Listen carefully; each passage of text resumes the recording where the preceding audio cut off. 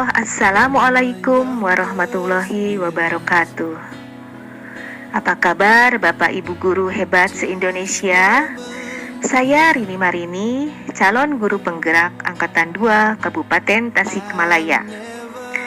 Dalam kesempatan ini saya akan berbagi tentang demonstrasi kontekstual dari modul 3.1A7, pengambilan keputusan sebagai pemimpin pembelajaran. Sebelum menjawab pertanyaan pemandu, saya akan sajikan ringkasan materi pada modul 3.1. Ringkasan ini diharapkan dapat menyamakan persepsi tentang teori maupun konsep yang melandasinya. Ringkasan materi yang disajikan adalah perbedaan dilema etika dengan bujukan moral, 4 paradigma pengambilan keputusan, 3 prinsip yang melandasi, dan 9 langkah pengujian pengambilan keputusan. Perbedaan dilema etika dengan bujukan moral. Dilema etika, benar versus benar. Situasi yang terjadi ketika seseorang harus memilih antara dua pilihan di mana kedua pilihan secara moral benar tetapi bertentangan. Sedangkan bujukan moral, benar versus salah. Situasi yang terjadi ketika seseorang harus membuat keputusan antara benar atau salah. Melakukan hal yang salah walaupun untuk alasan yang baik tetap saja salah.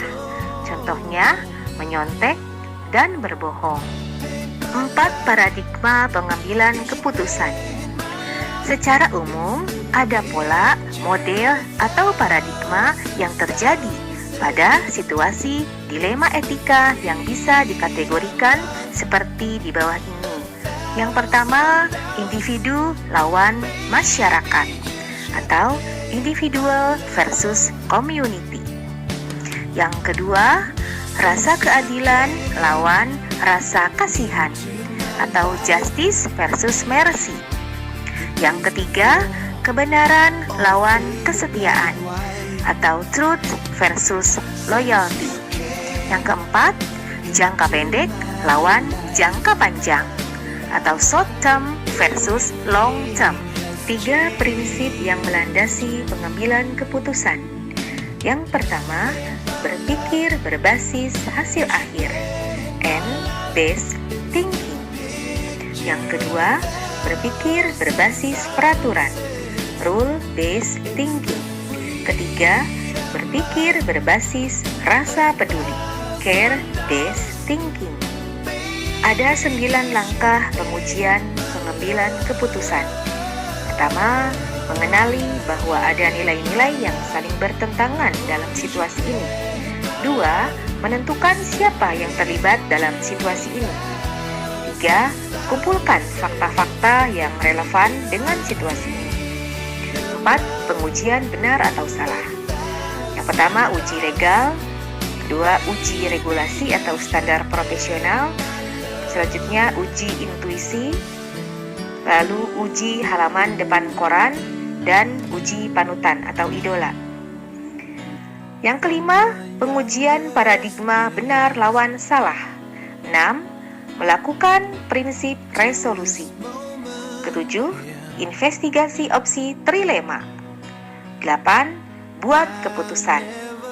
Dan yang terakhir, ke-9, lihat lagi keputusan dan refleksikan. Ringkasan materi di atas akan menjadi bekal berdiskusi dan juga bekal pengetahuan untuk menghadapi dilema sesungguhnya di lapangan. Berikut adalah pertanyaan pemandu dalam demonstrasi kontekstual pada modul 3.1. Pertanyaan pemandu untuk jurnal monolog ada 4 buah, yaitu sebagai berikut. 1. Bagaimana Anda nanti akan mentransfer dan menerapkan pengetahuan yang Anda dapatkan di program guru penggerak di sekolah atau lingkungan asal Anda? 2. Apa langkah-langkah awal yang akan Anda lakukan untuk memulai mengambil keputusan berdasarkan pemimpin pembelajaran? Ketiga, mulai kapan Anda menerapkan langkah-langkah tersebut? Hari ini, besok, minggu depan, hari apa? Catat rencana Anda sehingga Anda tidak lupa. Keempat, siapa yang akan menjadi pendamping Anda dalam menjalankan pengambilan keputusan sebagai pemimpin pembelajaran? Seseorang yang akan menjadi teman diskusi Anda untuk menentukan apakah langkah-langkah Anda yang telah diambil adalah tepat dan efektif.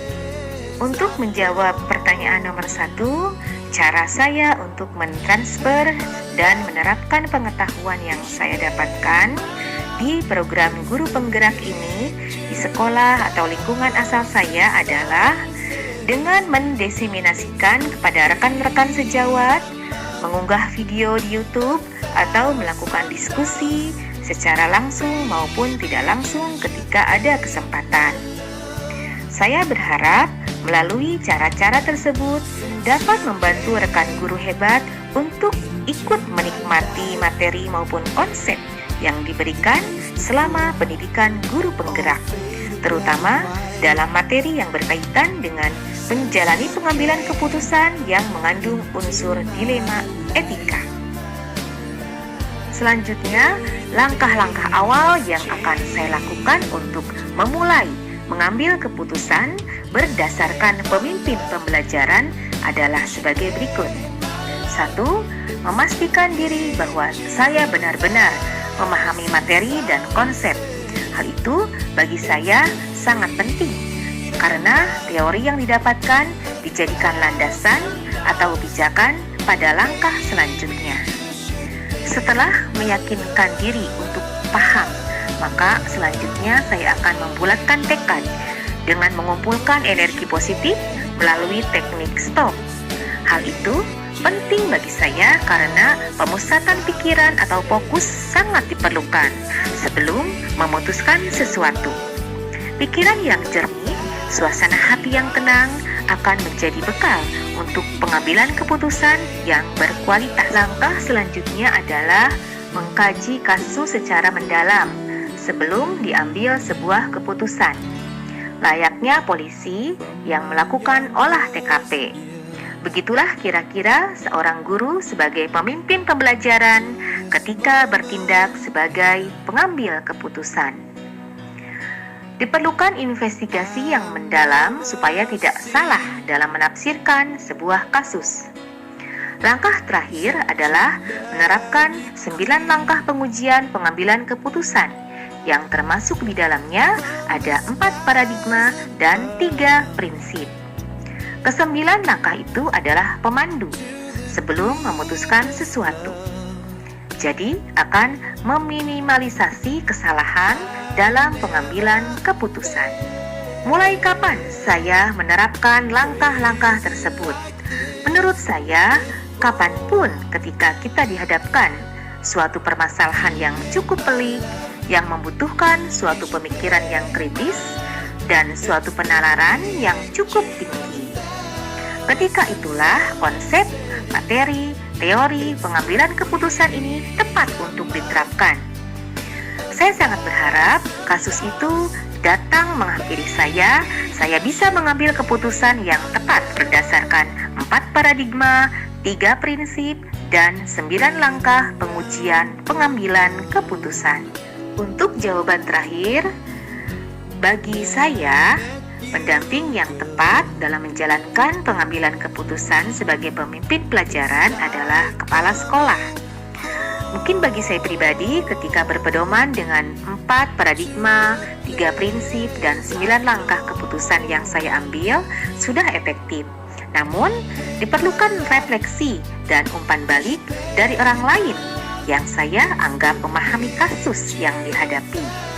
Kepala sekolah adalah orang yang sudah sangat berpengalaman dalam menghadapi guru, murid, orang tua, dan kurikulum. Asam garam beliau akan membantu saya dalam menjadi teman diskusi untuk menentukan apakah langkah-langkah yang saya ambil telah tepat dan efektif. Namun tidak menutup kemungkinan untuk berdiskusi dengan rekan sejawat lain atau pihak lain, tergantung dengan konteks permasalahan yang dihadapi. Since you came into my life,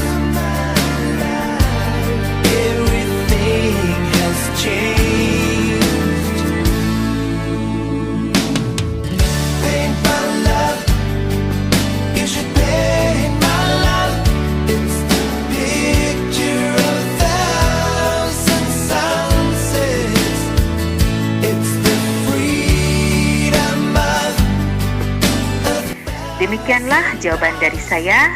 Terima kasih atas perhatiannya. Assalamualaikum warahmatullahi wabarakatuh.